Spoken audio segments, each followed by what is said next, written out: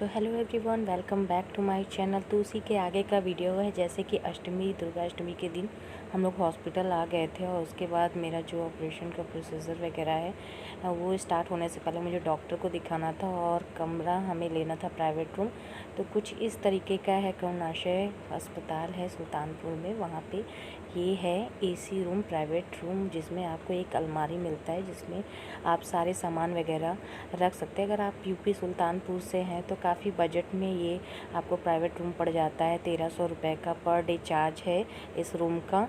और करुणाशय अस्पताल डिलीवरी के लिए बेस्ट हॉस्पिटल मैं कह सकती हूँ। अगर बच्चों के लिए बात हो डिलीवरी के लिए तो ये अच्छा हॉस्पिटल है और यहाँ की साफ़ सफाई और सुविधाएं भी बहुत अच्छी है। तो यहाँ 2 बेड है, एक मरीज का और एक फैमिली मेम्बर्स के लिए बेड रखी गई है। 2 चेयर है प्लास्टिक के, आपको टेबल मिलता है, साइड कॉर्नर टेबल मिलता है और आपको एसी स्प्लिट वाली एसी मिलती है और साथ में बाथरूम भी है जिसमें आपको इंडियन वाला मिलता है। आप इसमें वेस्टर्न वाला भी ले सकते हैं। इसके अलावा डिलक्स रूम भी है जो कि 2000 के अंतर्गत आपको मिलेगा, जिसमें बाल्टी, मग और कुछ इस तरीके का है बाथरूम का लुक, और बेसिन वगैरह भी मिलता है। साइड में आपको विंडो भी मिलता है जिससे अच्छी खासी रोशनी और हवा भी रूम में पास हो सकती है। तो इस तरीके से है प्राइवेट रूम, जिसका चार्ज आपको 1300 है पर डे।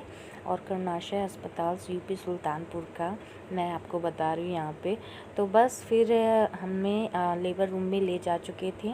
एक लेबर रूम है, वहाँ पे फैमिली मेम्बर को नहीं अंदर जाने देते, वहाँ केवल पेशेंट को ले जाते हैं और ऑपरेशन करने से पहले जो चीज़ें होती हैं वो सब चीज़ें कर रहे थे। और ये ऑपरेशन के लिए जितनी दवाई, मेडिसिन जो भी ज़रूरत पड़ती है वो सब दे दिया जाता है फैमिली मेम्बर को लेने के लिए। काउंटर से लेकर के आए तो हस्बैंड जी सारा लेकर के आ गए थे और मैं तो थी नहीं उस टाइम पे, मैं अंदर थी लेबर रूम में। मेरे साथ ऑपरेशन से पहले जो भी काम होता है वो सब हो रहा था और डॉक्टर वगैरह भी चेक कर रहे थे कि हाँ पल्स वगैरह कैसी है मेरी। वैसे मेरी बीपी लो था और मुझे पेन भी आ रहा था बीच बीच में और काफ़ी कॉम्प्लिकेशंस भी थे मेरे साथ। वो मैं आगे आने वाले व्लॉग में मैं आपके साथ शेयर करूँगी।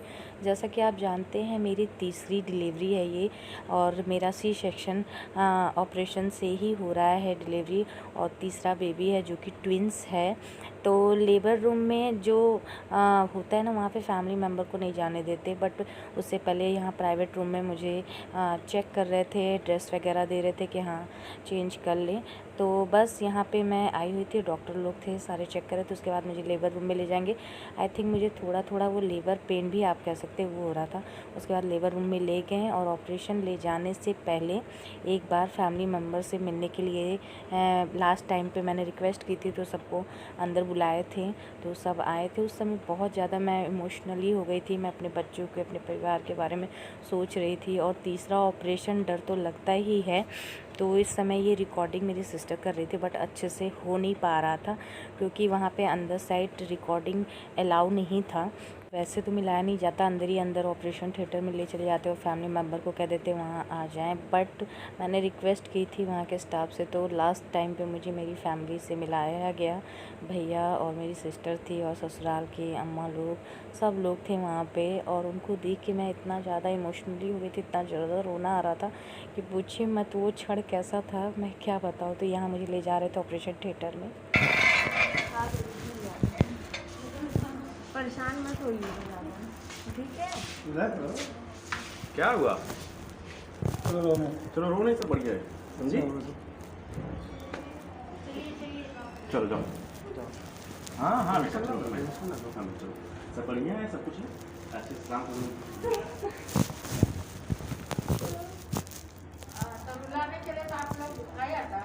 ब्रेन में टेंशन ना हो। चलो टेंशन मत, कुछ मत लेना, जाओ।